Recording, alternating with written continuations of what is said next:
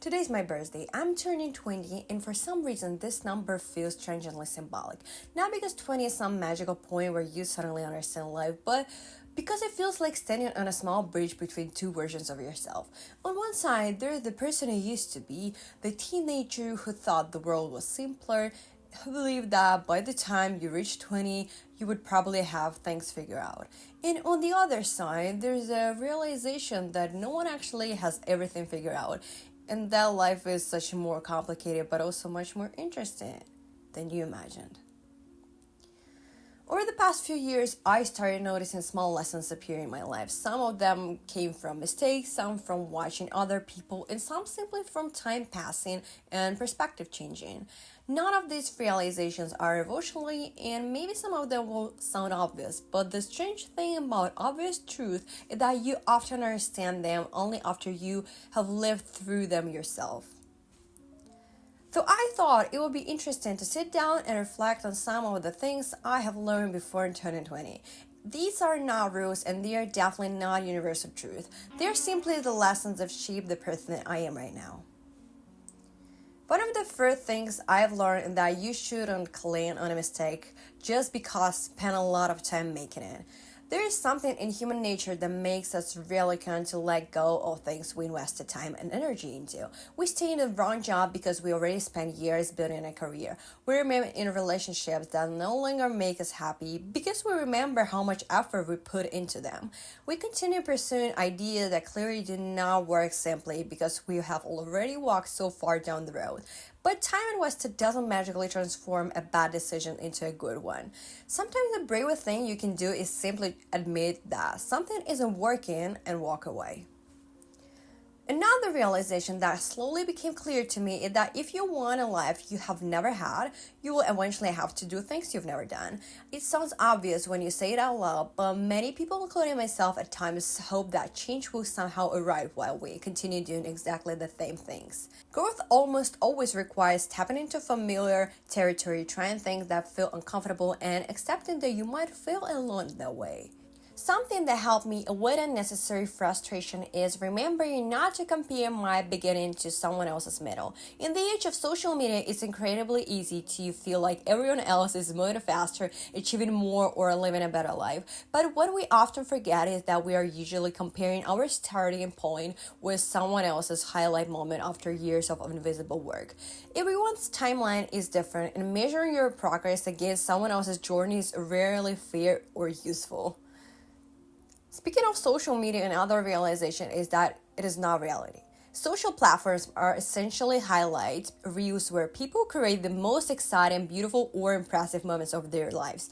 Very few people share their doubts, their quiet struggles, or the ordinary days that make up most of life. When you look at someone else's profile, you're seeing a carefully edited version of their story, not the full picture.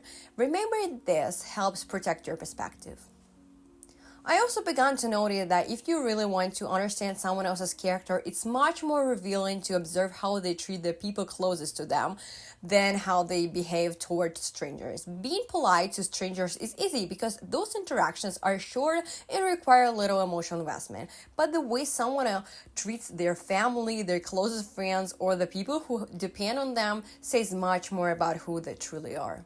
Another lesson that took time to accept is that failure is not the opposite of success. In reality, failure is often a necessary part of it. Every meaningful attempt carries the possibility of failing short, and every setback teaches something that success alone cannot. Looking back, many of the moments that felt like defeats at the time turned out to be some of the most valuable experiences I had. One of the simplest yet most powerful ideas I encouraged is the realization that what you don't change, you choose. It's easy to believe that avoiding a decision means staying neutral, but in reality, doing nothing is still a choice. If you remain in a situation that makes you unhappy, if you tolerate habits that hold you back, or if you avoid making changes you know are necessary, you're still deciding the direction of your life. Sometimes acknowledging these truths can be uncomfortable, but it also empowering.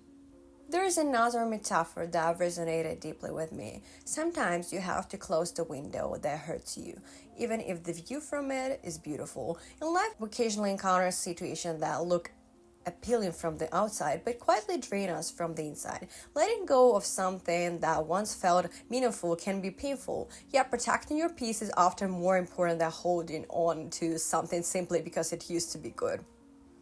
Living in a digital world also taught me to be cautious about the idea of free. When something online appears completely free, it usually means that somewhere in the process you are the product being monetized.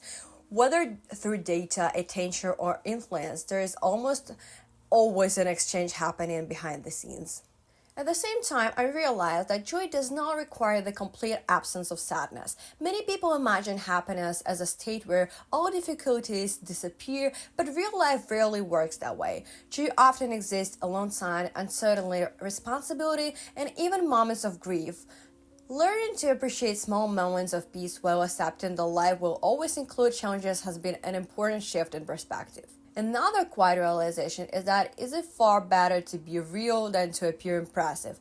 In a world that constantly encourages people to present the most polished version of themselves, authenticity can feel risky. Yet genuine character is far more sustainable than a carefully constructed image. There is also an old idea that stayed with me. You are a slave to what you say, but a master of what you keep silent. Words have a weight, and once they leave your mouth, they cannot be taken back. Learning when to speak and when to remain silent is a subtle form of strength.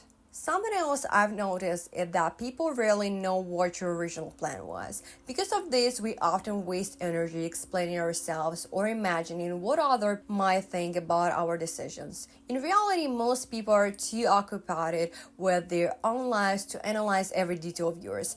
Letting go of the need to constantly justify yourself can be liberating.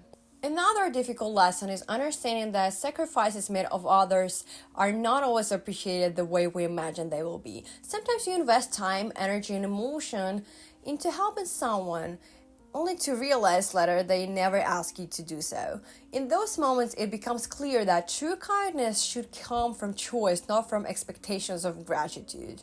I also find it fascinating how people behave when they finally gain independence. Imagine someone who spent years relying on a tool or support system to navigate the world. The moment they feel capable of standing on their own, they might immediately discard the very thing that once helped them survive. Human nature often pushes to distance ourselves from the reminders of our former vulnerability. When it comes to making decisions, I learned a small trick that surprisingly works quite well. If you find yourself unable to choose between two options, flip a coin. The coin itself does not make the decision, but the moment it lands, you will instantly feel whether you are relieved or disappointed by the result. Another observation about people is that arrogance often hides insecurity. When someone behaves with excessive superiority, it frequently means that somewhere else in their life they feel small or powerless. Understanding this can make certain behaviors easier to interpret. One principle I believe strongly in is that discipline almost always beats talent. Talent may give someone a small advantage at the beginning, but consistent effort, patience, and dedication tend to win over time. I personally believe that persistence and work ethic matter far more than natural ability. At the same time, the modern world often rewards visibility more than intelligence. Being skilled or knowledgeable is important, but if no one sees your work, it can easily remain unnoticed. Learning how to communicate your ideas and make your efforts visible is an underrated skill. Finally, perhaps one of the most personal realizations for me is learning not to ignore the advantages you have. For a long time, I had this strange belief that the only honest way to succeed was to rely purely on hard work and discipline without using anything that might give me an advantage. I tried to build projects that didn't depend on my appearance, my personality, or even my presence. I wanted everything to stand on its own, almost as if I had to prove that I could succeed without leaning on anything that might make things easier. And because of that, for years, I wanted something very simple, showing up as myself. I avoided putting my face online, avoided building anything that involved my personal identity, and convinced myself that this was the right way to do things. But recently, I realized something. The world doesn't reward people for refusing to use the tools they have. It doesn't hand out medals for unnecessary self-sacrifice. So this year I finally did something that felt surprisingly difficult. I started a YouTube channel where I actually show my face and speak openly. And in a strange way, it felt like letting go of a limitation that I created for myself.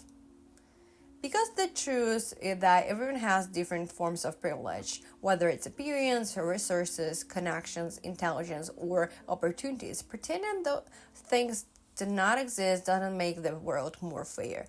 It just means you're voluntarily holding yourself back. And I think one of the most important lessons I've learned is that using your advantages is not something to feel guilty about. It's simply part of playing the game of life honestly.